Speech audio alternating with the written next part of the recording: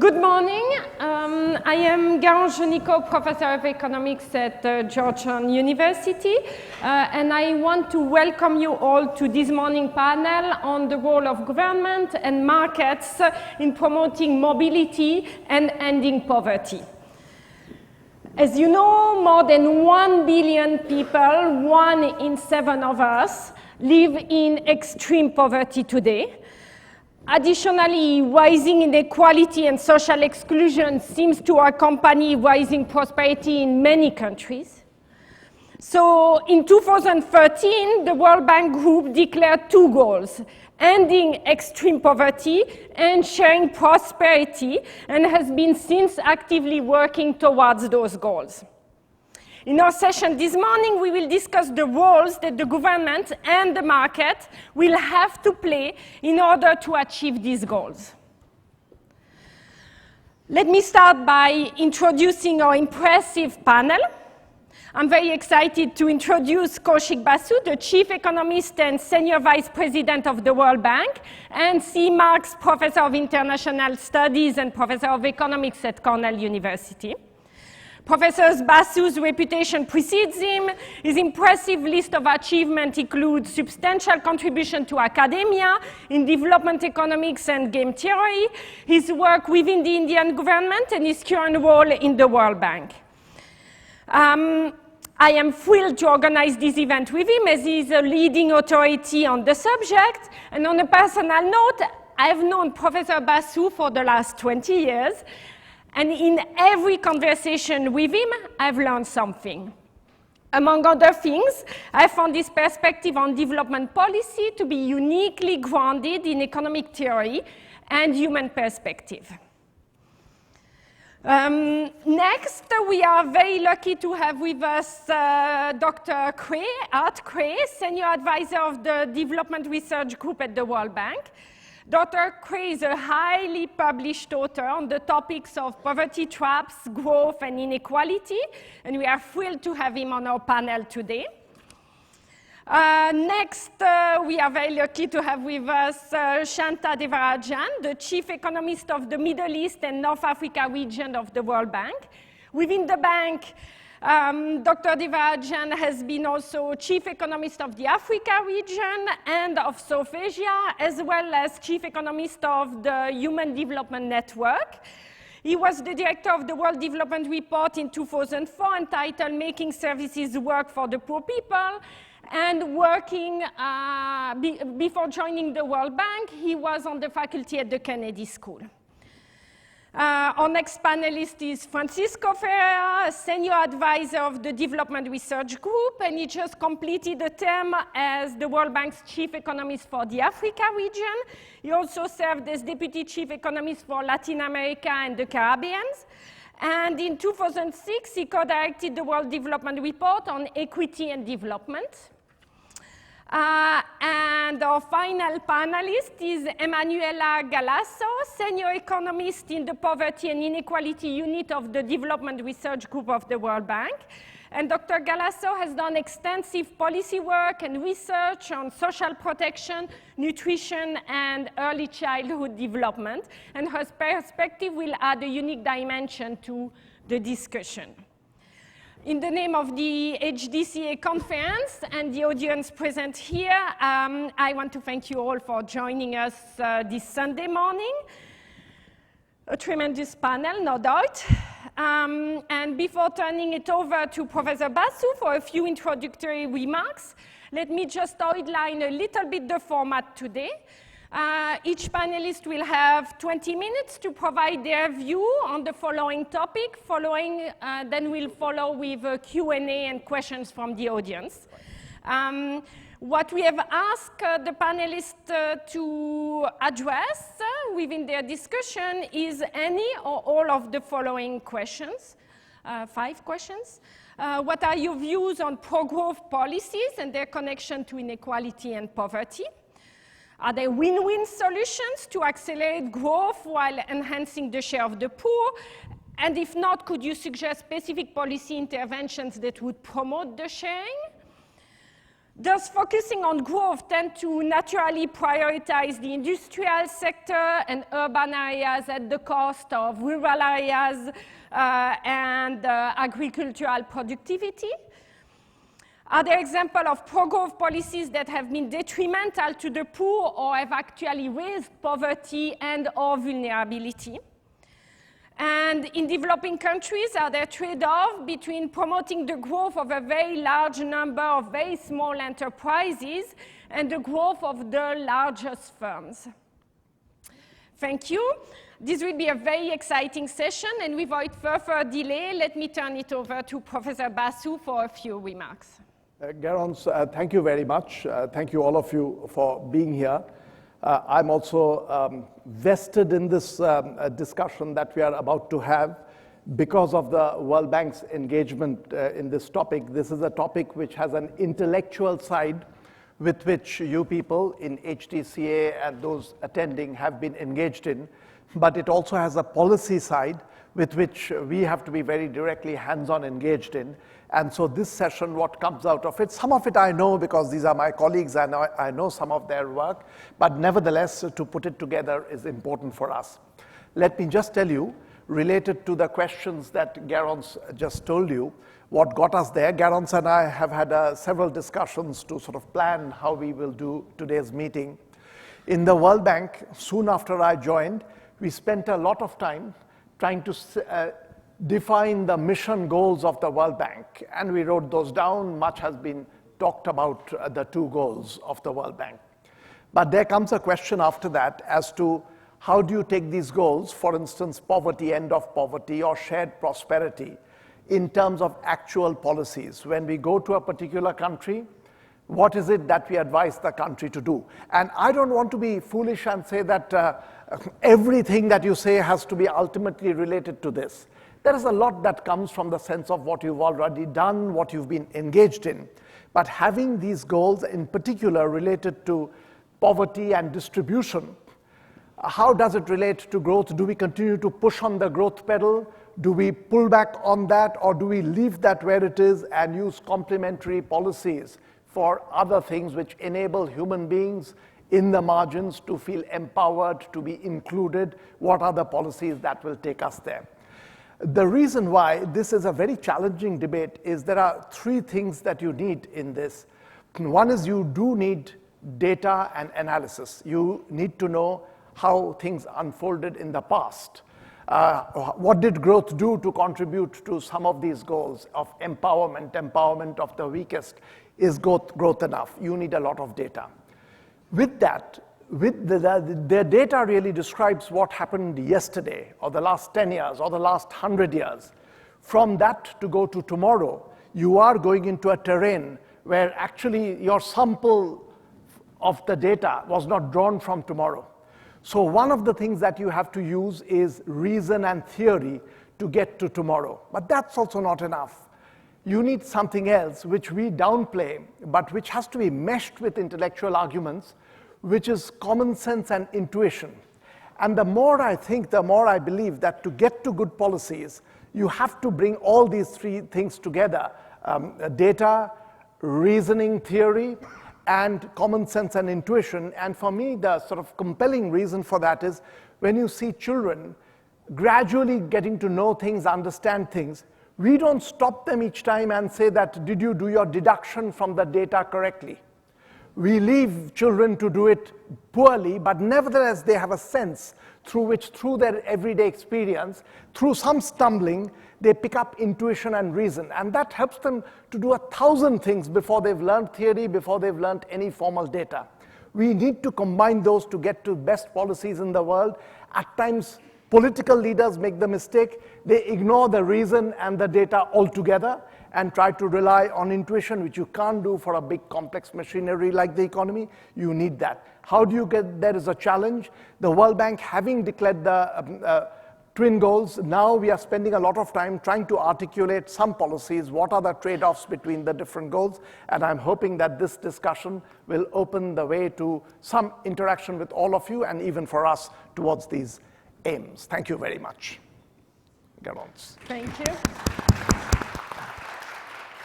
So Dr. Quay is going to start exposing his views.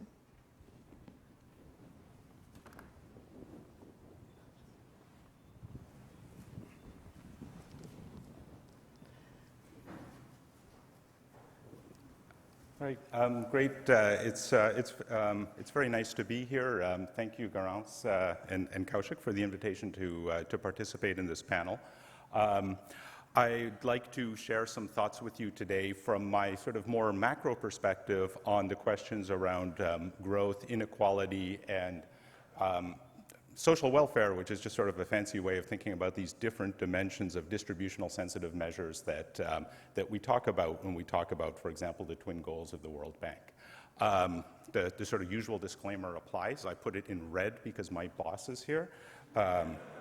Otherwise, it's just in black. But if you want to hear the World Bank's official views on things, then we have Kaushik here, so that's very good news.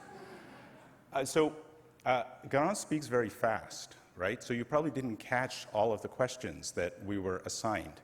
And this was sort of a daunting list when Garance sent this email around a week or so ago, because I foolishly asked her, what is it exactly that we're supposed to talk about? And she sends me this entire list.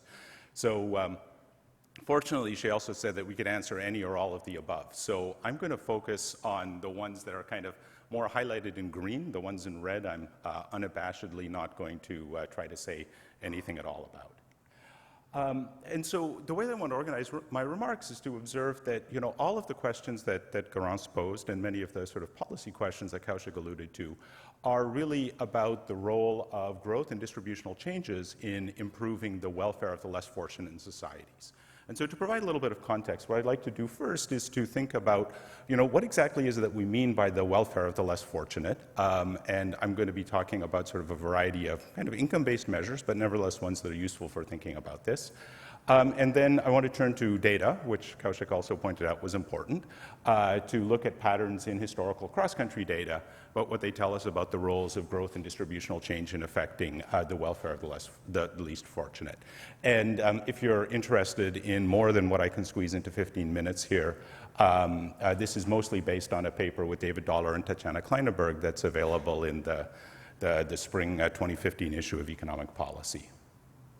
So the backdrop for, you know, many of these discussions is this kind of widespread concerns in policy circles and in wider circles than that about the implications of rising inequality within countries. And I just have a few quotes here. Pope Francis, who's going to be here next week, the week after, as you know, has a particularly trenchant quote on this.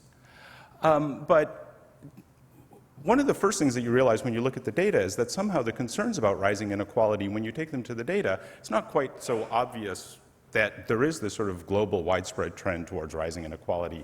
Even Garance herself in her setup for this mentioned that, you know, in very many countries, inequality seems to be rising as incomes increase.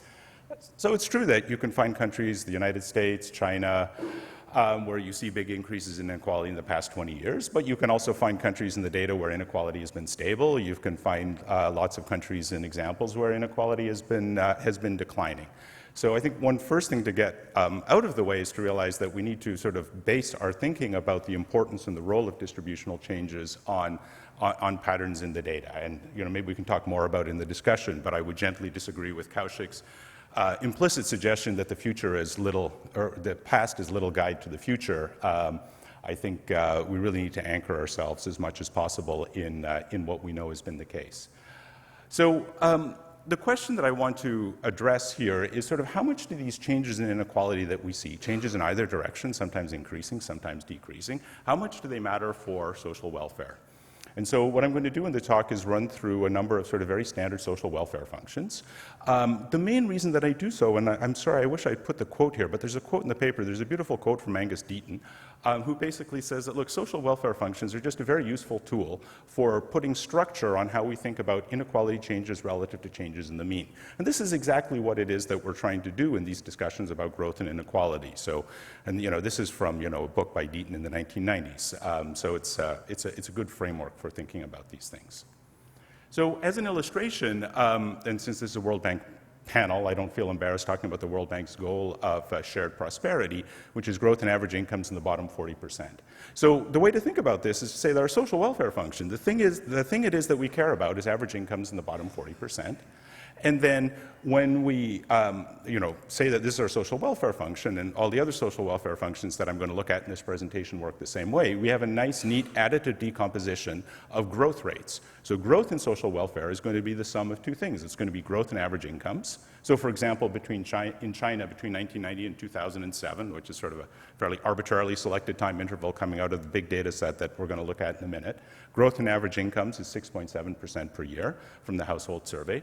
Growth in the income share of the bottom 40% is minus 1.7% per year. So this is, quite strongly negative. And so growth in social welfare is 5%. So the shared prosperity measure is 5%. Growth in average incomes is 6.7%. So this is an example where we can take growth in social welfare after we've decided what it is that is our welfare function, and so the World Bank has chosen as a social welfare function average incomes in the bottom 40%, and then we can do this decomposition to see how much growth versus inequality changes matter. And so most of the rest of the talk is going to be talking about a few other social welfare functions, and then doing this decomposition systematically in a large data set instead of picking out just selected examples. Okay, so again, the key features here, the key ingredients are what is your social welfare function, and then given I'm going to answer that question in a narrow way that gives us the mathematical convenience of an additive decomposition of growth into growth in social welfare into growth in average incomes and growth in an equality measure or an inequality measure. Okay, so I've told you this. So some common social welfare functions. What I'd like to do is run through a couple of social welfare functions and highlight them graphically in a way that we're very clear about what it is that it states about our social preferences. Okay, so the way that I'm going to capture this, let me back up. We're going to start with average incomes of the bottom X%. So think about X as being the bottom 40%, but there's nothing magic about that number. It could be the bottom 90%. It could be the bottom 99% if your slogan is we are the 1%, or no, we're the 99%. Sorry, I got that the wrong way. So it's basically a simple average of incomes below a cutoff point. So what does that average imply for the social welfare weights that we're placing on individuals in the income distribution? So I'm going to show you a series of graphs like this. And on the horizontal axis, we have percentiles of the income distribution. And on the vertical axis, we have the welfare weight that the social welfare function places on individuals at each percentile of the income distribution. So when you look at average incomes in the bottom 40%, for example, it is a bit of an unusual series of welfare weights, right? So first of all, everybody above the 40%, if we take seriously what the World Bank says, we don't care about, right? Welfare weight is 0. We're talking about average income in the bottom 40%. In the bottom 40%, the distribution of welfare weights is at least somewhat counterintuitive, right? So the welfare weights are lowest for the poorest and highest for those who are closest to the 40% threshold. And the reason for this is that we're taking, as our social welfare function, average incomes. Average incomes, each person's income contributes equally to that average, which means that the higher incomes contribute more to than the lower incomes. And so you have this somewhat counterintuitive upward sloping pattern of welfare weights that are implied in the bottom 40% welfare criterion. Now, of course, this isn't the only social welfare around there, and Kaushik alluded to many discussions in the World Bank, and we had many discussions before Kaushik came and after he came about how to operationalize this idea of shared prosperity. Another thing that you could look at is a classic paper by Amartya Sen in 1976, where he proposes a measure of real national income, which is average income scaled by 1 minus the Gini coefficient. And what this does is essentially it weights individuals by their rank in the income distribution.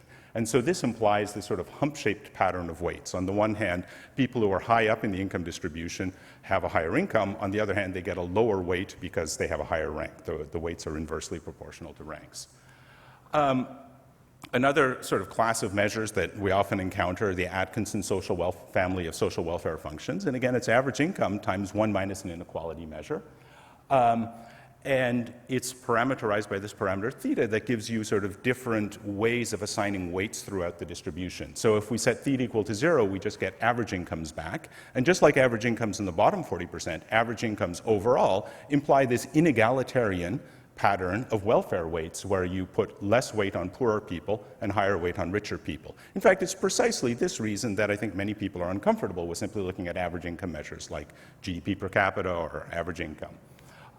If you put theta equal to 1, you get this sort of cute egalitarian benchmark, which is exactly equal weights for everybody. And weights bigger than 1, you get something that now finally starts to look like what we kind of intuitively think welfare weight should look like if we care about the poor in society. We have this sort of teal line that is downward sloping. All right, so what I'm going to do next is I'm going to essentially just take these different social welfare functions, take a lot of data that we have, thanks to the hard work of colleagues in the World Bank, and particularly Martin Ravalian and Xiaohua Chen, since I'll be relying primarily on the data from the PovCalNet database. And we're going to look at, and we're going to essentially do these decompositions and look at them and see what sort of lessons we can learn from them. Okay, so all of the social welfare functions considered here are this sort of multiplicative thing, a mean times 1 minus an inequality measure. And so we can decompose growth in social welfare, sorry, I kind of spilled over here, into growth in average incomes and growth in the relevant equality measure. Okay, the data set is going to be the PovCalNet data to which I referred, and also list data for OECD countries. This is sort of high-quality compilations based directly on primary data from household surveys. We're able to construct a sample of income or consumption-based, depending on what the survey is, growth rates in average incomes, and social welfare growth over a set of 285 spells that are at least 5 years long and covering 117 countries. So this is sort of what the picture looks like. And I'll show you a series of pictures like this. So on the horizontal axis, we have growth in average incomes. On the vertical axis, we've got growth in the relevant social welfare function. So in this case, it's the shared prosperity measure. There's a couple of features from this graph that sort of jump out at you as sort of strong stylized facts, and I also, and if you read the paper, there's some caveats about it. They're not particularly new stylized facts. These are things that we all know or ought to know. So first of all, higher growth in average incomes is very, very strongly correlated with higher growth in social welfare, right? In fact, the way that you should read this graph intuitively is that the vertical distances between the 45-degree line and each data point, these capture the contribution of inequality changes to social welfare. Movements along the horizontal axis show the contributions of growth in average incomes to growth in social welfare. And so a very strong fact that comes from this graph is that the variation across the horizontal axis is way bigger than the variation in terms of deviations from the 45-degree line. And I'll show you that a little bit more clearly in a couple of slides. This is how the picture looks if we use Sen's real national income measure. So this is a kind of a, well, I don't want to say this is a more bottom-sensitive one. I think if you look at Atkinson 1 or I don't have the slide here for Atkinson 2, then you really start to get more bottom-sensitive social welfare functions. The picture looks broadly the same. If anything, the picture looks even sort of tighter around the 45-degree line, suggesting that changes in inequality have had pretty small contributions to changes in social welfare for the social welfare functions that I've been looking at. Okay, so now I can start coming back to the homework assignment, right, which was to answer some or all of Garance's questions. So one of the questions was, are there examples of pro-growth policies that have been detrimental to the poor? So if you want to find examples of those policies, you have to look here, in this rather small region where you have growth in average incomes and declines in social welfare. Right? So a first kind of big thing that comes out of a picture like this is that it's hard to find lots and lots of country experiences where you've had growth in average incomes and declines in some bottom-sensitive measure of social welfare. I mean, of course, you can always come up with some social welfare function for which this is true, but if we restrict ourselves to kind of a commonly accepted class of social welfare functions, that doesn't seem to be the case. The next question, are there win-win policies? Sorry, the question was too long to fit on this slide, but there's something about win-win policies. Well, there's lots of countries that have adopted combinations of policies that have led to win-win outcomes, right? So you can think about all the countries in sort of the top right quadrant of the graph, or all the episodes in the top right quadrant of the graph, as examples of countries that have chosen some combination of policies, or perhaps experienced some combination of good shocks as well, that led to both growth in average incomes and growth in social welfare.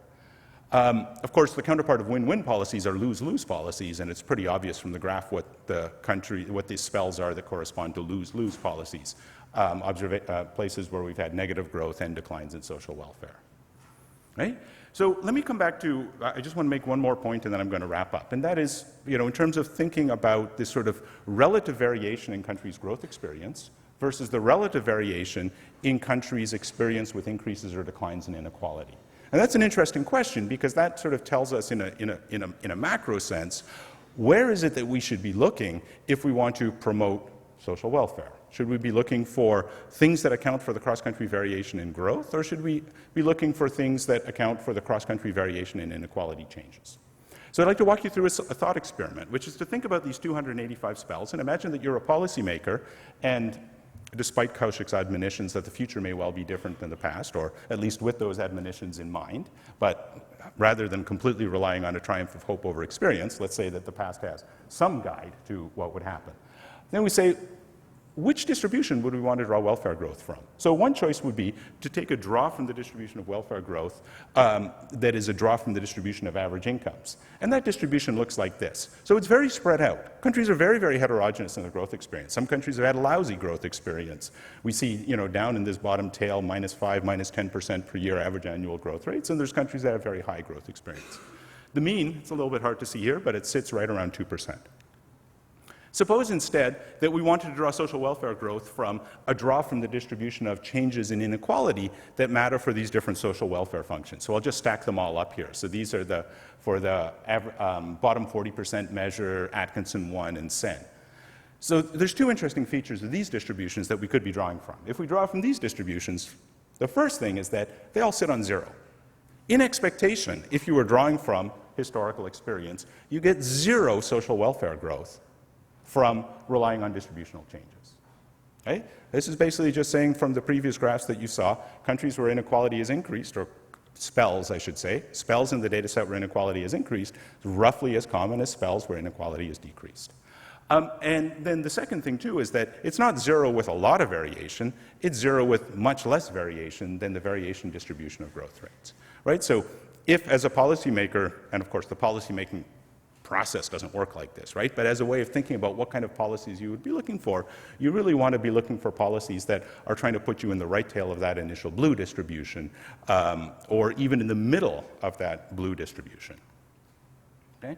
I won't talk about these because there won't be time for other people. So just to wrap up, what I'd like you to take away from this talk is that, first of all, social welfare functions are actually kind of a useful way of putting a little bit of structure on the discussion about how we think about inequality versus growth changes. And in doing so, if you particularly care about the World Bank's goals, then it gives you perspective on what the World Bank means by shared prosperity. But I don't think that the bank is arguing necessarily that every country should think only about the bottom 40%. I think it's more a way of opening a set of discussions for what kind of distribution-sensitive social welfare functions we should be thinking about when we evaluate policies. Okay, the second thing to take away is that, historical experience shows that most of the variation growth in social welfare is due to growth in average incomes. And in the paper, there's some variance decompositions that sort of put numbers on this. And this is because changes in inequality are small on average, and on average, they're uncorrelated with growth in average incomes. Okay? So historically, the mix of policies that has generated high growth has not generated systematically large increases in inequality that might undermine the benefits of that growth for the less well-off, at least when you evaluate welfare through the lens of the social welfare functions that I'm looking at. And of course, the converse is true too. So countries that have chosen a mix of policies that have led to slow growth have not just hurt the rich, in the way that people sometimes say that, well, if you choose policies that lead to high growth, you help only the rich. They've hurt everybody. Okay, so just to wrap up then, I think one thing to keep in mind is that this sort of emphasis on inequality, and particularly the emphasis of doing something about inequality in development policy discussions, we need to be careful that this doesn't come at the expense of a focus on growth. Okay? And then it's also important to keep in mind that the sort of inequality changes that we've seen in the data really have contributed much less to social welfare growth than have cross-country differences in average growth performance. So one kind of soundbite that I might leave you with, you can impress your friends with cocktail chatter over this if they're easily impressed, is that if you move from the 50th to the 90th percentile of growth performance in this distribution of historical growth episodes, social welfare growth increases by 5%. If you move from the 50th to the 90th percentile in terms of inequality reductions, this would raise social welfare growth by somewhere between 0.7 to 4% per year, depending on which social welfare function you're looking at, but typically by a much smaller number. All right, thank you very much, and look forward to the comments and discussions. Thank you so much for a very stimulating talk. And now Shanta will be taking over. Thank you so much. Okay, thanks very much. I really appreciate people coming out on a Sunday morning to to listen to us. And I think this Art's presentation is a very good motivation for what I want to talk about, which was also related to the questions that Garance sent us, which is what are the policies the win-win policies that might promote both poverty reduction on the one hand and growth on the other. Because I think even if we have empirical evidence of countries that have growth without poverty reduction and a little bit of the other direction, when you get down to the policies, and this is what I'm going to try to convince you of this morning, when you get down to the policies, there isn't much of a trade-off. There actually is, most pro-poor policies are pro-growth. Now, this is not, and I want to say this because every time I give this talk, somebody says, oh, he's just talking about trickle-down. This is not trickle-down economics, nor does it negate the need for distributive transfers in an economy. The real reason why pro-poor policies are also pro-growth is that if you look at the constraints to growth in most developing countries, the policy and institutional constraints, the reason they're constraints is because they've been captured by political elites. And those political elites are not the poor. They're the non-poor, frequently called the rich. And they have actually captured the system to their benefit, restricting growth in their economies, but at the same time, garnering the bigger share of that growth for themselves. So if we're able to reverse that, if we're able to relax the constraints to growth, not only will that generate growth, but it will transfer rents, which are currently being enjoyed by the non-poor, to the poor. And let me try to illustrate this with 6 examples. And they're actually quite consistent with the empirical relationships that Art Cray just suggested. And actually, I started thinking about this about 20 years ago when I was working on the CFA franc zone in West Africa. There are 13 countries in West Africa that have a fixed exchange rate. At that time, it was fixed relative to the French franc, the erstwhile French franc. And it was seriously overvalued. And yet there was huge resistance to a devaluation of the CFA. And if you look at it, you couldn't understand why, because the economies were collapsing, growth was very low or negative in many cases. But then you realize that an overvalued exchange rate really benefits the elites. They're the ones who want to be able to buy their French wine and cheeses into the country at cheap imports, vacations in the south of France or villas in the south of France, and send their kids to school abroad. And there was huge resistance. And just to give you an idea, that they finally devalued the French franc, the CFA franc, when they devalued it, it was a devaluation of 50%. And that generated a 10-year period of growth in these countries and substantial poverty reduction in countries like Cote d'Ivoire, Cameroon, and so on. And the reason why there was poverty reduction was that the poor relied on tradable goods, mostly the exports of cash crops like coffee and cocoa, which then boomed when the CFA was devalued. Now, this translates itself also into trade policy. That's the second example, trade and industrial policy, of which there's a lot of discussion. There was a lot of discussion at the World Bank as well. But we know that the period of import substituting industrialization that, say, India went through in the 1950s and Africa went through in the 1960s was a period of very slow growth, the famous Hindu rate of growth, and an increase in poverty in most of these countries. And again, these were capital-intensive industries, and they were captured by elites who kept, even though those industries weren't producing, kept demanding even more subsidies in order to produce, and they were accumulating even bigger capital, even though the comparative advantage of these countries was in labor, and particularly unskilled labor. Now, that said, not all trade liberalizations have worked out very well, and there's a question as to why what in principle should have benefited the poor and generated growth hasn't in some cases worked out exactly as we would have planned. But I think when I'm observing, and now this is some experience in the Middle East and North Africa region, is that in countries that undertake trade liberalization, and some of them actually do go ahead and liberalize their import tariffs and so on, the capture takes place in the non-tradable sector. Let me give you an example in Tunisia. Tunisia under Ben Ali, the Ben Ali family had interests in 3 industries. There were telecoms, transport, and banking.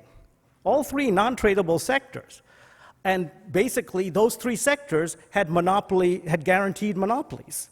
They prevented entry, both foreign and domestic, into those sectors because the family had interest in those sectors. But that meant the prices of these non-tradable goods were exceptionally high. And that made it much more difficult for Tunisia to generate export-led growth. You know, Tunisia is a country that's right next to Europe, with a fairly educated population and pretty good infrastructure, and still is unable to generate export-led growth because of political capture. Put another way, if you're able to bring competition to those sectors, you will generate growth in the country and generate poverty reduction. Let me quickly then turn to the question of agriculture. I think this was mentioned earlier as well, I think by Garance, about prioritizing agriculture. Now, agriculture is very clear that the poor rely on agriculture for their income, 70% of the poor in many countries. But the key there is, if you want to help the poor, you need to increase agricultural productivity. Not necessarily increase the production of agriculture, but the productivity per farmer or per unit of land. And there's no shortage of policies trying to increase agricultural productivity, fertilizer subsidies being a classic example. The problem is that when even these fertilizer subsidies are introduced, they get captured by large farmers. Obviously, those farmers use much more of the subsidies than small farmers, and they're not the ones who would benefit from a subsidy. They're not the ones who would actually, the rich farmers are the ones who would otherwise spend on subsidies themselves, on fertilizer themselves. They don't need a subsidy to do it. And just to give you one example, when we try to prevent capture by using market-based instruments, in Tanzania, we introduced vouchers so that you actually handed out vouchers to farmers and let them actually buy the fertilizer in the open market. And a study a couple of years ago showed that something like 60% of those subsidies, of those vouchers, went to families of elected officials in Tanzania. All right. Then, quickly, the other area you hear a lot about is growth, is infrastructure. You hear that all these countries are lacking infrastructure, and we need to increase infrastructure to generate growth. And there's some concern that that's taking away from poverty, the poverty reduction focus. Couldn't be further from the truth, right? Just as a first-order implication, think about it. Who is lacking infrastructure? It's the poor. So if you actually just increase access to infrastructure, we'll get to how you do that, but if you can increase access to infrastructure, you're actually increasing the access of the poor to infrastructure. But it's actually more subtle than that. Basically, the reason why we have an infrastructure shortage in Africa, in South Asia, in MENA, is that the pricing of infrastructure is significantly below its costs. There are huge subsidies going to infrastructure. And this, too, is being captured because when infrastructure is first of all, the poor who don't have access to infrastructure have to go out and buy it because you need it. They have to buy water because they're not connected to the water grid at 5 to 16 times the meter rate. Right? But more than that, the fact that infrastructure is subsidized actually gives politicians the power to control the utility. See, if you were pricing infrastructure at cost, then the utility is dependent on the consumer. Right now, the utility is dependent on the politician. And politicians actually use that to put the infrastructure grid where their political constituents live, or they use it to featherbed the utilities themselves and get some patronage that way. Again, you think about it another way. If you can raise tariffs, even if you double or triple tariffs today, since the poor are paying 5 to 16 times that amount to get water, and if they get water at double or triple the tariffs, they're better off. But you also see that's why there's so much resistance to tariff increases in these countries. It's because the non-poor, the political elites, don't want to give up their power to be able to control the utilities. Let's see. I have a timer here, so I'm just checking. 4 minutes, right? Then let me then turn to the two other areas which are really important, which are education and health. Right? Again, we know from lots of literature about the relationship between human capital and growth. So if we were able to increase human capital, we can generate growth. Now, first of all, keep in mind, who is lacking human capital? It's not the rich, it's the poor. Right? The second thing is, it's human capital, which is learning, which is what people learn and their actual health outcomes that matter, rather than whether they're enrolled in school. And there we know in education there's a big problem, because we have close to 100% enrollment rates in poor countries, in most countries, and yet the learning outcomes are extremely poor. Now, why is that? Well, again, I would submit that that's a case of political capture. Teachers in public primary schools in India are absent 25% of the time. Doctors in primary clinics in India are absent 40% of the time. So the system has been captured, where people get a job, and by the way, those teachers are actually working the election campaigns for politicians. So you've got a cozy equilibrium here, where the teacher gets the politician elected, in turn the politician turns around and gives them a job for which they don't have to show up. And as a result, the teacher and the politician are happy, and the poor students are the ones losing out. So if we can turn that around, and by the way, everything I say about education, it's worse than the health sector, where the absentee rate is higher, and the doctors actually, the public sector doctors give worse service than the unqualified private sector doctors, the so-called quacks in the private sector. So it's again a system that is failing the poor because it's being captured by the non-poor. And when we can change that system, where you change the incentives, so doctors have to show up in the in the free public clinics, or the teachers have to show up in the public schools, you can actually get an improvement in the welfare of the poor and an increase in growth, because you'll be increasing human capital at the margin, which is going to increase growth. So my conclusion is that, 100 years ago, Charles Wilson said, what's good for the country is good for General Motors, and vice versa. So my interpretation of the modern equivalent of that is, what's good for the poor is good for growth, and vice versa. Thank you. Thank you so much.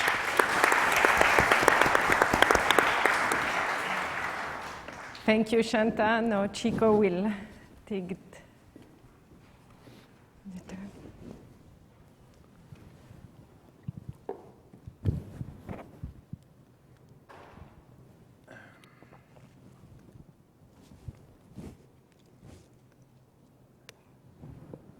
Okay, so good morning, everyone, and I'd also like to start by thanking Garance and Kaushik for the invitation to be here.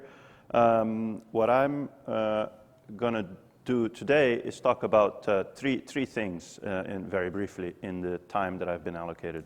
One is to think about different kinds of economic mobility.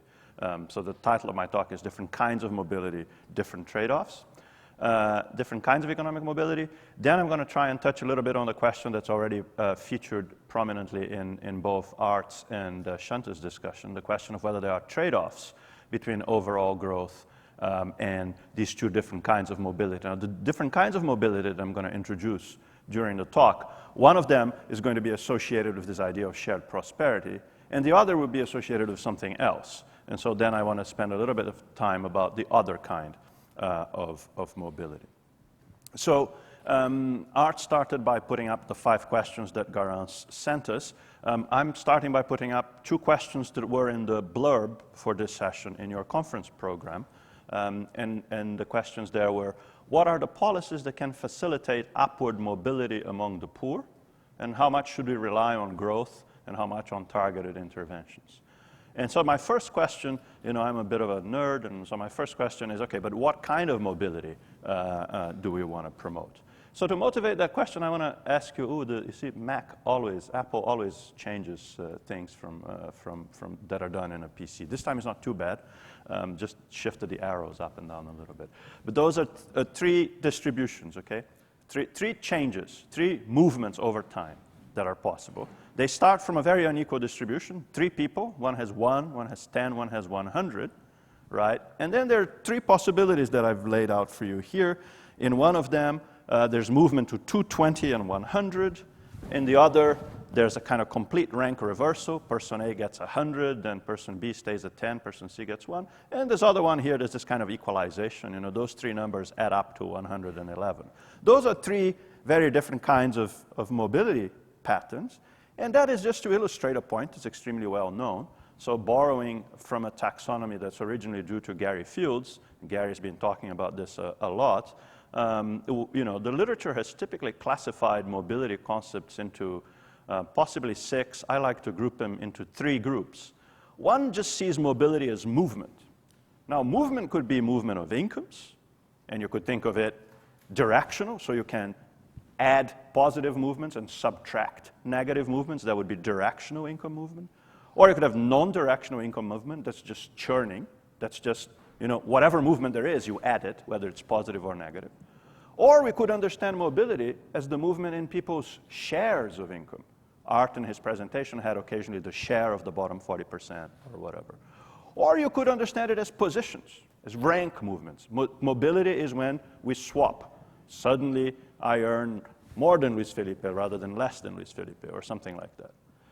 Another concept of mobility, quite completely different, is to say that mobility is time or origin independence. This goes back to Tony Shorrocks in 1978, when a number of people in this audience weren't born yet. But he was thinking about mobility really as the movement of the income vector over time, in which there's little persistence, there's independence, right? Or you could think of mobility as equalizing income, the income distribution over time. So these are quite different. And my plea to you today is to think that actually what kind of concept you have in mind is not just a matter of academic pedantism, but it actually matters to how you assess actual changes. So for example, if the kind of mobility you have in mind is income mobility, then there's a lot of mobility in this first change here. There's a lot of growth, there's a lot of mobility. But if you're thinking of share movement or positional movement, long-term equalization, time independence, then there's no mobility here. Conversely, in this case, there is no income mobility. There is no growth. There's no movement in the point in Art's scatter plots. Okay? But there's lots of mobility if you're thinking of these other kinds of mobility. Positional movement, equalization of long-term incomes, share movement. Okay? Even positional movement and share movement can be quite different. Here, there's no positional movement, but there is share movement. So it does matter a little bit what kind of mobility we're thinking of. Now, 6 concepts of mobility and so on is a lot. I noticed that my time has been dramatically reduced. I may not be able to do it quite as you're asking me to do it, but I'll try my best. So there is so here's a proposal for focus. Okay, so there's a lot of different concepts of mobility, and in some work I did recently with some colleagues at the World Bank, which was focusing on Latin America, I proposed that we should focus. You know, there's also 2 domains of mobility. There's intragenerational mobility and intergenerational mobility. So there's mobility within a lifetime and mobility across lifetimes. And it occurs to me that it's quite helpful, perhaps, to focus on directional income movement, which is growth in individual incomes, and has a lot to do with shared prosperity in the context of intragenerational mobility. Whereas often when we think of intergenerational mobility, about our children relative to ourselves, we tend to think of mobility as origin independence.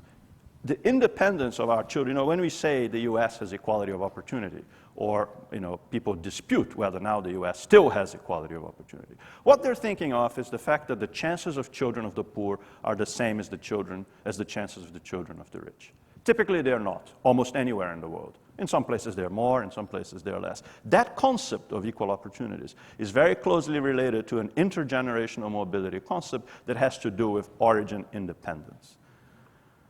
Now, I want to spend a moment to establish similarities between these two kinds of mobility,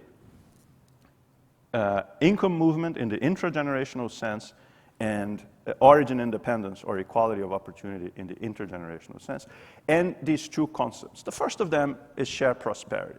Now, I don't have time to go over the little integrals here, but the point of this thing is to say that intragenerational mobility is basically this, if we think of it as directional income movement, is the sum of growth along the percentiles here.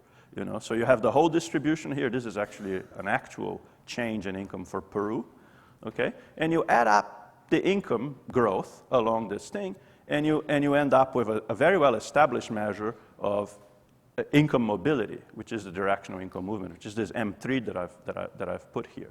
Now, the point is, this is very similar to shared prosperity with two differences.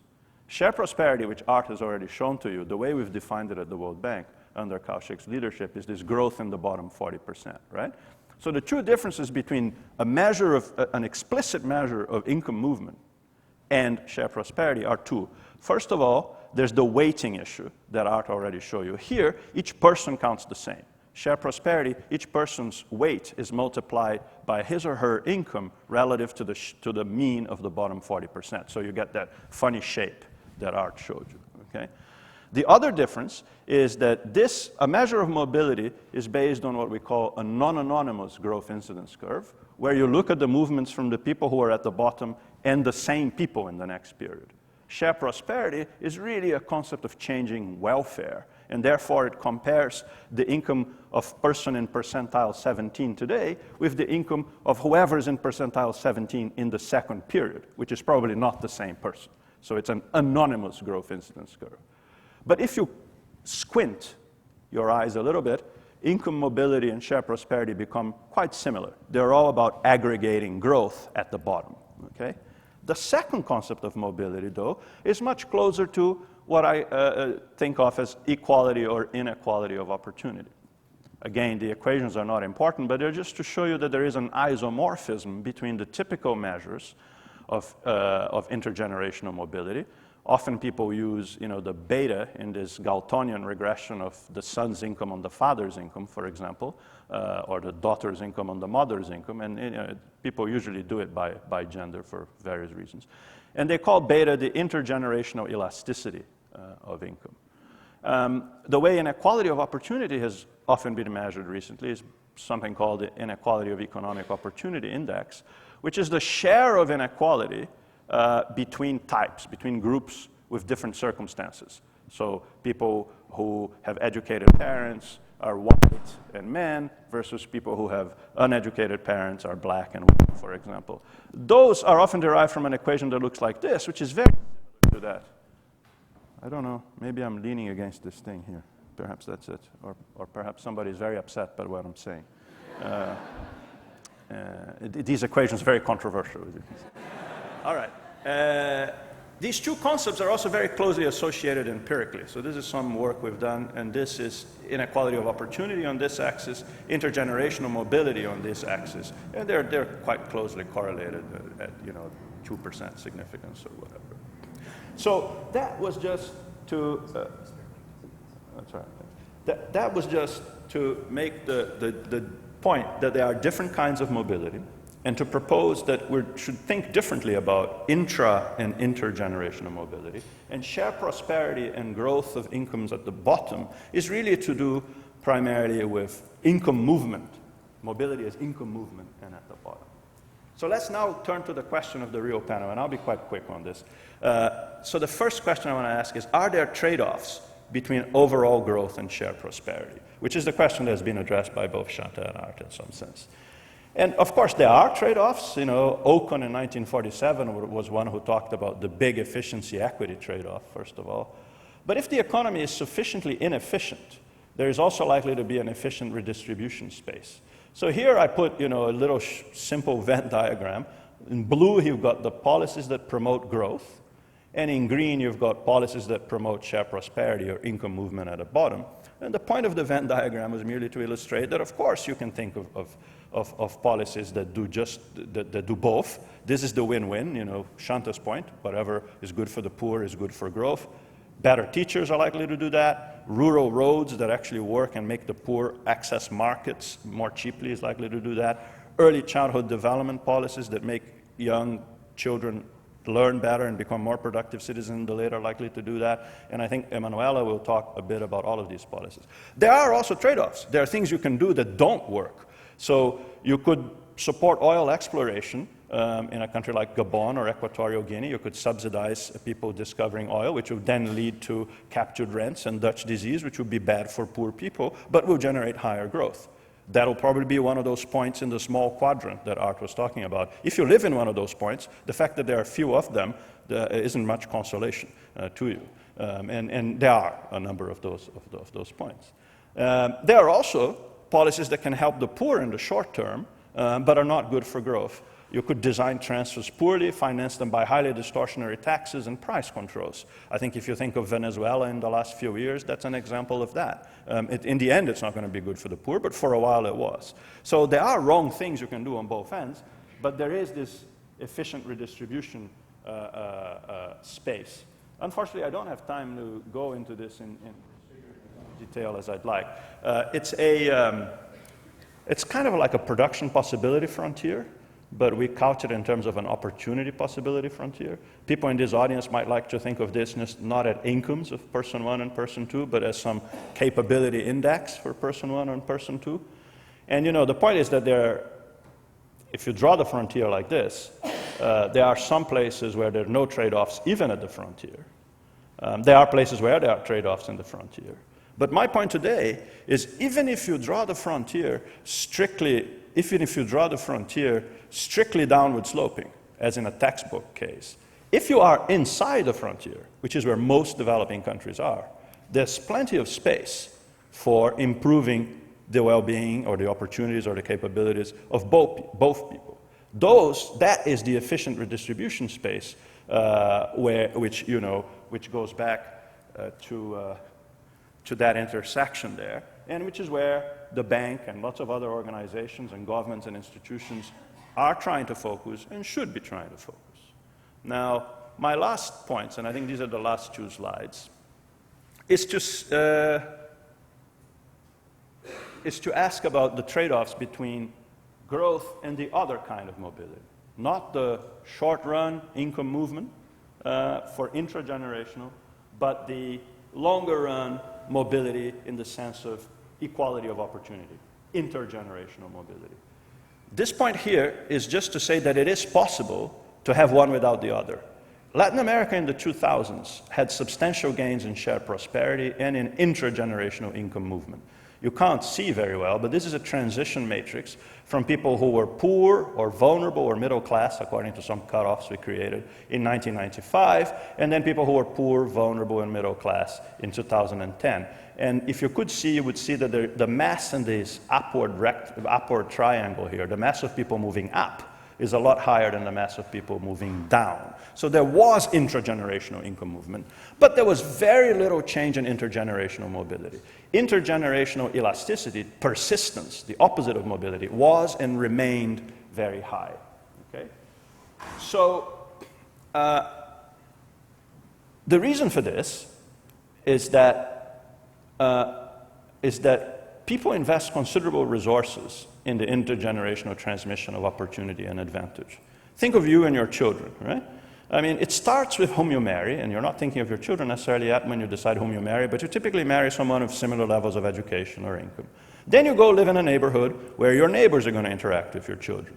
Then you choose a school, and a school is a terrible thing for intergenerational mobility because there are many factors together. The peer effects, the other kids that are there, the teachers that are better in the school that is better, the other inputs that are better in the school where the rich go.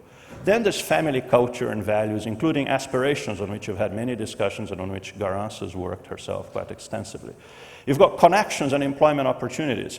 Miles Korak has a paper called International Transmission of Employers. Okay? Then there is inheritance. So even to get to Piketty, before you get to Piketty, you've got a whole list of things of why we invest in our children and thereby promote this inequality of opportunity. So my postulation today, and I will close with this, is that markets, which are essential ingredients into promoting efficiency and growth, and have a huge role to play in the win-win space between intragenerational mobility and growth, perhaps are less helpful, actually, when we think about opportunity equalization. Okay? And capture of political institutions, which Shanta has talked about, are also added to this. So it's not only markets, it's markets and politics that often conspire to keep generations from being mobile. So my bottom line, which tries to be a little provocative here, is there may well be an efficient redistribution space for long-term equality of opportunity as well, but it's likely to be a smaller space. So shared prosperity, in some sense, may be a low bar. It's unlikely to demand very hard choices. We're lucky in that in the short run, we can focus on these policies that Shanta was talking about. Whatever's good for the poor is good for the non-poor, et cetera, et cetera. Equality of opportunity is likely to be more demanding, but perhaps also more rewarding. Thank you very much.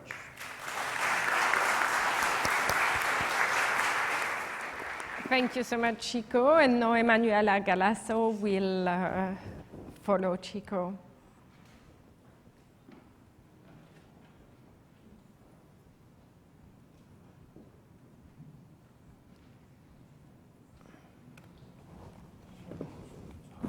Thank you very much. I have a lot of substance that's been, and grounds and food for thought that's been added by my previous panelists. So I'll try to add a little bit of micro perspective, zooming in on the microeconomic evidence on equity, mobility, and shared prosperity, and focusing on policies where the evidence base is strong in terms of promoting both shared prosperity in terms of intragenerational mobility that Chico mentioned and intergenerational mobility. And I'll just go quickly here because sort of the ground has been already covered. And the point is that we are trying to look at policies that expand the opportunity set of the poor and increase efficiency in the aggregate sense, not only at one given point in time, but I'm thinking about policies that increase dynamic efficiency. So intervention that at one point in time can really lead to mobility and growth for the poor in the long run. And when you think about these trade-offs between growth and redistribution, and taking into account that you are inside this production possibility frontier, opportunity possibility frontier, there are a lot of market failures, credit, insurance, and land and labor markets that constrain the choices of the poor, and unlocking the constraints of the poor along these dimensions have the possibility for creating spaces for win-win policies. And so just as a framework, Chico and already mentioned, so where I'll be thinking about equity along the equality opportunity, where initial conditions, circumstances should not determine economic and social political outcomes. This is sort of the equity definition that was shaped in the World Development Report in 2006, but also think about the objective of the World Bank of avoidance of absolute deprivation. You're not only worried about the initial conditions, but there is a moral ground for aversion to extreme poverty and destitution that asks us to focus on the extreme poor, on a role and sense. And you think about the huge evidence you've been exposed to a very rich conversations in the past few days, and Heckman was a panelist in yesterday or 2 days ago about the equality of opportunity, and you really have outstanding evidence that human capital is really the prime suspect for intergenerational mobility, because the differences in capabilities emerge very early in life. This is a graph that could be reproduced in many developing and developed countries, where the scores of the poor in terms of cognitive and non-cognitive soft skills start diverging very early. This is a graph that comes from the Indian survey of the young lives, and the differences in socioeconomic outcomes between poor and non-poor children start emerging at 8 months of age, and they're very statistically different from each other. And this is a pattern that you can find in developed countries, but in very low-income countries with very poor developed sort of level of incomes. And so even in sort of the poorer environments, once these gaps emerge very early and accumulate over time, by the time kids get to schools are already had a delay that prevents them to take advantage of learning opportunities. And families and the environment where these kids are exposed to are the prime determinants that shapes these differences. And so, as Heckman must have exposed it very eloquently yesterday, if you think about investment along the life cycle, the timing of the investment makes a very important dimension along which you should think about investment and policies that make it very productive to invest in the early days. There's a critical period of pregnancy in the first 1,000 days with interventions that promote safe birth, assisted birth, promote survival and nutrition, where there's lots of evidence of integrated and sequenced interventions for a given level of development that has really shaped the level of human development in many countries. Bangladesh has moved in the past 10 years with dramatic strides in terms of promoting behavioral change along these dimensions. And Madagascar is one of the other dimensions with very poor level of income, where this integration and sequence intervention are trying to really make a difference in the first 1,000 days. Early stimulation during the first years of life and supporting to parenting are policies that prevent this gap from emerging. So even if these gaps emerge early, you have enriching the environments where kids are stimulated and parents are helped to support the learning of the kids have shown dramatic returns later in life. So there are dynamic efficiency gains to these investments. Jamaica is a typical example where early stimulation to disadvantaged and stunted children showed returns of 25% of income 20 years after the interventions by home visitings and support and to mothers and children in poor neighborhoods. There's lots of evidence in the US, and you have examples where policies are taken to scale. The example of Chile, who's a very, very unequal country, is a very interesting experience to follow down the line in terms of promoting intergenerational mobility, because they have a full rights-based approach to early childhood development, a system where everybody has a right to a minimum set of early childhood development policies, but with the explicit effort of supporting the 40%, the bottom 40%. And so they're really pushing the early investments at a systemic level going forward. And there are examples of where schooling, where the focus on quality and of education can try to reduce these gaps for the poor and make it very efficient at a relatively low cost, where you target children who are starting to fall behind in test scores by really targeting their learning level and helping them to catch up on their learning gaps with tutorings and after-school activities can really be effective in closing the gap with higher returns for the poor. And there's a huge, Heckman must have talked about the rising importance of soft skills. Skills are malleable, and character shaping and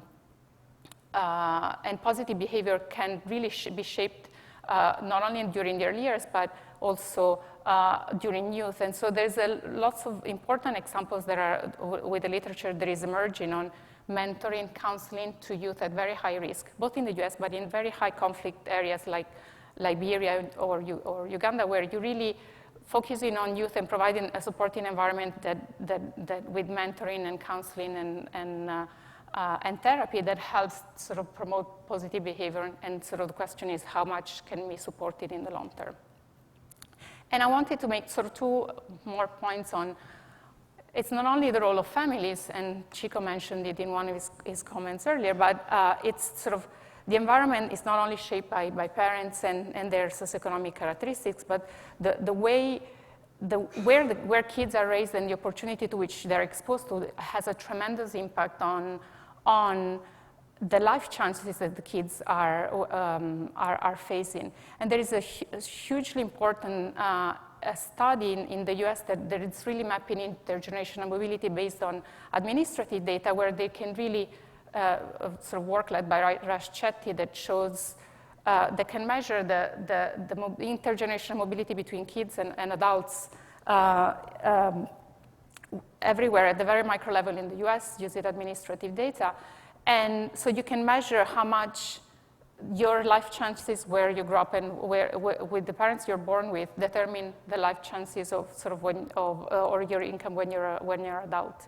And there's been a huge experiments on public housing that offer voucher and offer the opportunity to the poor to move to a better neighborhood, to think about the environment and sort of test whether the environment you grow up can make a difference to the life of the parents when you think about intragenerational mobility, but also the life of the children. And there's a sort of huge disappointment after 20 years, there's been really no effect on the self-sufficiency of the adults after this long-term experiment in thinking about their potential for intragenerational mobility. So moving parents with lots of baggage in terms of human capital and history of what they lived throughout did not change their opportunity in terms of employment and income opportunities in the long run. But if you think about children, their life chances and the environment they were exposed to improved dramatically their potential for intergenerational mobility, depending on the age when they were born, the timing of the age when they moved. Then you can see that it's sort of their intergenerational mobility chances increased dramatically the younger the age of the child when he was moved. And so this is a huge potential for thinking about shaping not only the socioeconomic characteristics of the parents, but of the environment where they grow up. And there's lots of evidence on going along the lines of Shanta, where investing in rural infrastructure for the poor, like rural electrification, really enhances the chances of female employment or reallocates the time of the poor so that they can better take advantage of their human capital investment. And if you think about integration and connectedness, there's the latest World Development Report has of mind and behavior has a lot of examples on policies that can shape the mindsets or the environment where families are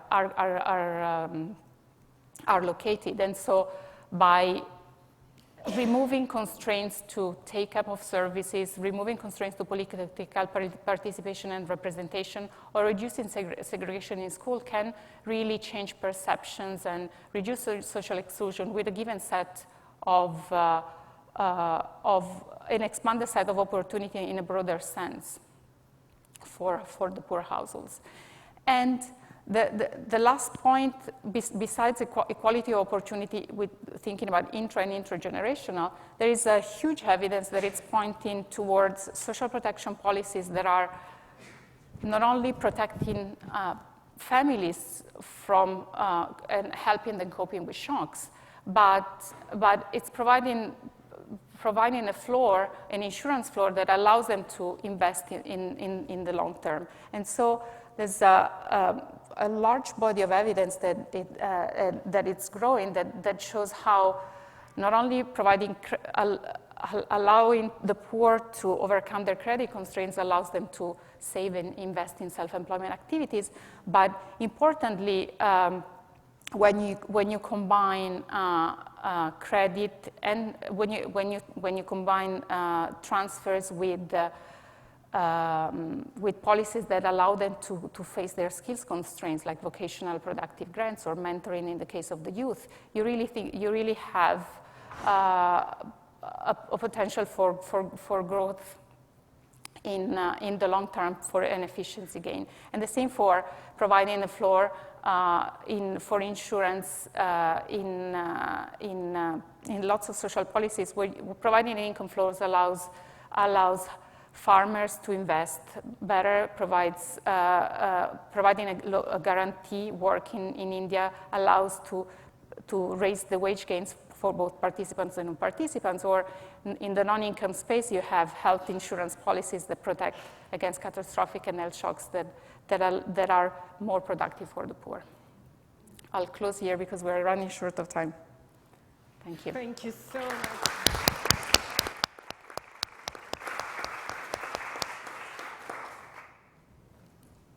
Shall we open up for questions? I will also take 3-4 minutes at some point to come in, but let's open it up. Yes.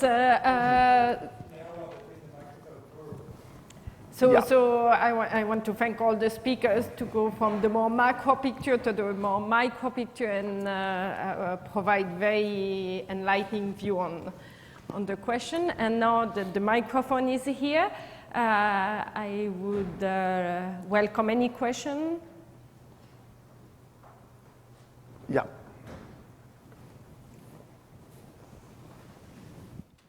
So first of all, thank you very much to all panelists for sharing with us your very impressive research agenda that is going on. I have a question probably for Art Gray mainly. When we consider the relationship between growth and social welfare, we are usually referring, as you showed in your empirical evidence, we are usually referring to relative inequality. So we are just considering typically average incomes or national mean income.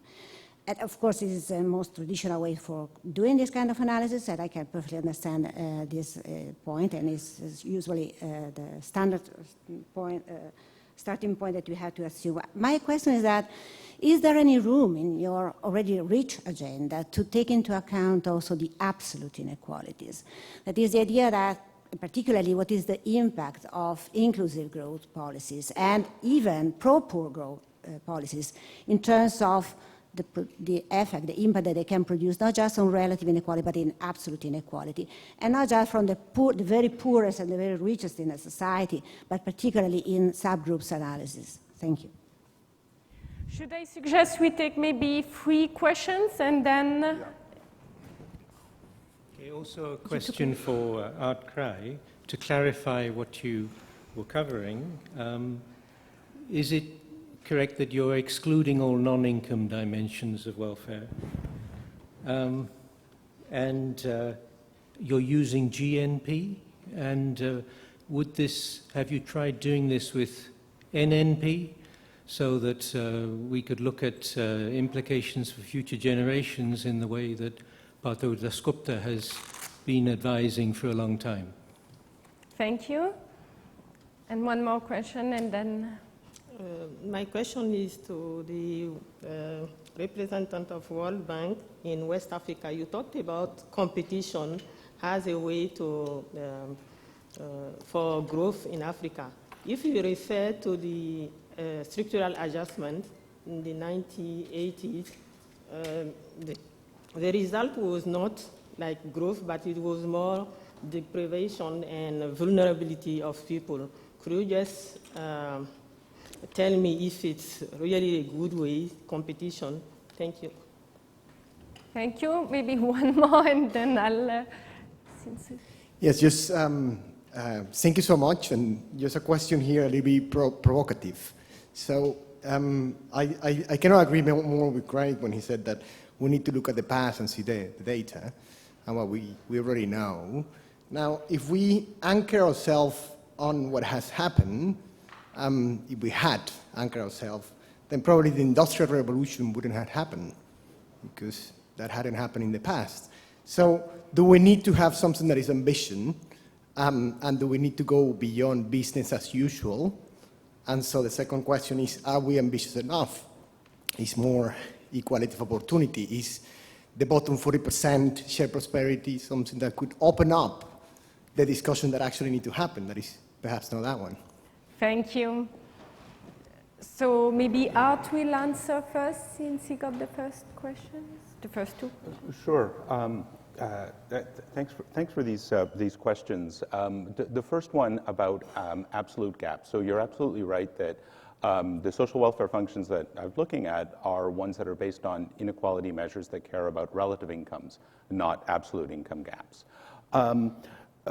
And this is a question that's come up in earlier presentations, and then we added a section to the paper about it. So I'll ask you to have a look at the paper. But briefly, one of the exercises we do in the paper is we look at the Colm Social Welfare Index, which is one that values absolute gaps between people, and then ask what happens with growth as, you know, this, if you do essentially the same graph. So on the vertical axis, growth in the Colm index, and on the horizontal axis, growth in the mean.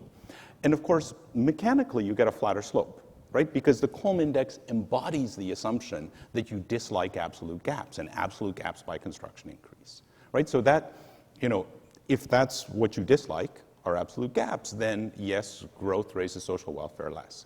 The interesting thing, though, is that the variation around that relationship, looking at all the sort of different spells that we see in different changes in relative incomes, actually contributes very little to variation around that pattern. So essentially, instead of getting a slope of 1 and an R-squared of 0.9, you get a slope of like 0.7, which is by assumption, and you get an R-squared of 0.9. So I think, obviously, you can have discussions about what the right social welfare function is, but in sort of an important sense, I don't think it leads to a very different conclusion. The second question, excluding non-income dimensions, yes, definitely. Non-income dimensions are excluded from this analysis. I mean, I think really the main constraint to doing more along these lines in non-income dimensions is simply a data constraint. And I confess to not knowing very much about sort of disaggregated data on, say, health, education outcomes, and so on that one could look at, but that certainly is something that one could do. GNP is not an issue here or versus other measures of aggregate national income because the graphs are all drawn using household survey means. So whenever I've said growth, I should have said this earlier, I was referring to growth in the household survey mean.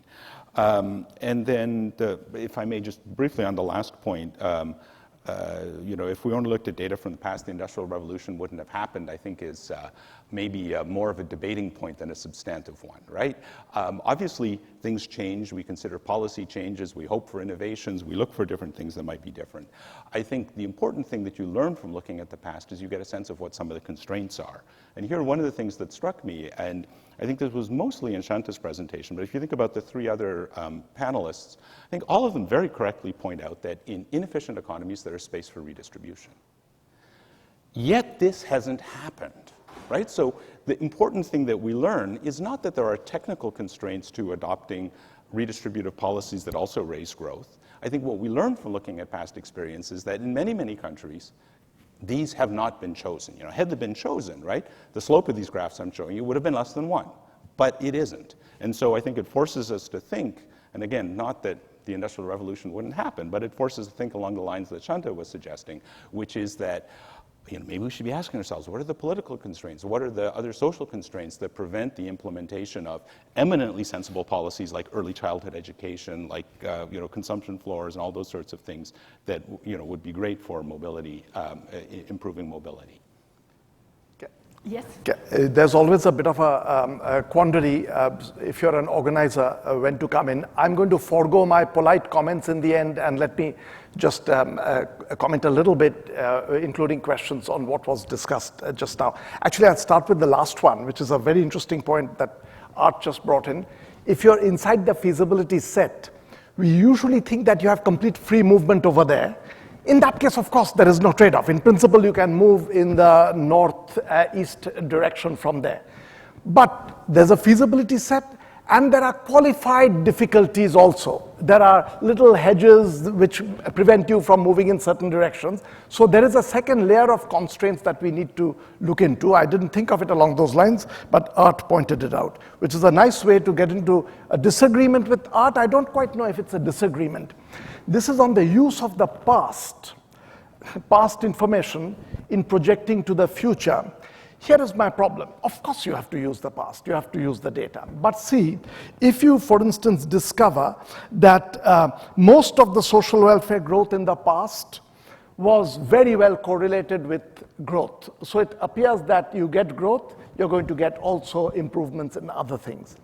To me, from that to jump to future conclusion has the following problem. That evidence may be completely firm, but it depends on what else you tried. Is growth a good instrument? If there's very little else you've tried, growth is maybe the best instrument for what you've achieved thus far.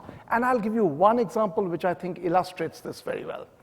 Very often people will look at job creation, say that, look, over the last 30 years, the 70%, 80% of the jobs were created by the private sector. Therefore, the private sector has to be the crucial job creator. This actually I do believe. The private sector has to be the crucial job creator. But the reasoning is wrong. To see this, think of a Soviet economist who in 1990 studies Soviet data and says, you know, over the last 30 years, the state has created 95% of all jobs were created by the state. Therefore, the state is the best job creator. That's one little leap to the future which is wrong. The state is an atrocious job creator, but if that's the only thing you've tried in the past, it is true that you're getting a fantastic correlation between the state and this. That, I think, is what you look at the data, you analyze, you have to think much more as you step into the future. And one more point I wanted to make, this is regarding what Shanta was saying. I have many more things to say, but we are time constrained. Shanta, you're actually right about these trade-offs and exchanges with politicians, which often takes place. Teachers want to be absent, and politicians have some advantage in that because the teachers will help you in the campaign, so it becomes a trade and exchange between them. But given that economic life is trade and exchange, what is wrong about this? Because the market is nothing but trade and exchange. I'll do you a favor, you do me a favor. I suppose if you dig down a bit what Shanta's trying to say, and there is something to that, that this is a trade and exchange involving the government. And the government is not supposed to do that. So it's more than just trade and exchange. But here comes a link with inequality, which I'm not completely sure it's there, but I think it's worth thinking about. When you have huge inequality in society, the very rich people get an advantage in trading with the government, in lobbying in a way that ordinary people do not have. So the government trade and exchange tends to get worse with big inequalities in society, which leads me to a view which I feel that in the end, huge inequality is an assault on democracy. It hurts the functioning of democracy properly. So I'm not completely sure that is the case, but it's worth keeping it on the table. Thank you, Garance, and let's.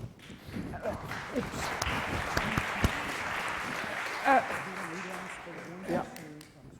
I'm afraid we're out of time. Okay. I'm very sorry. With all this wonderful talent that you all have, I'm tremendously grateful to my colleague, Garance Génicot, fellow member of the program committee, for having put this together, for Kaushik Basu, chief economist of the World Bank, and my predecessor as president of the Human Development and Capability Association, for lending his weight behind putting this together and thus enabling us to have here Art Cray, Shanta Devarajan, Francisco Ferreira, and Emmanuel Galasso. So please give them another warm round of applause.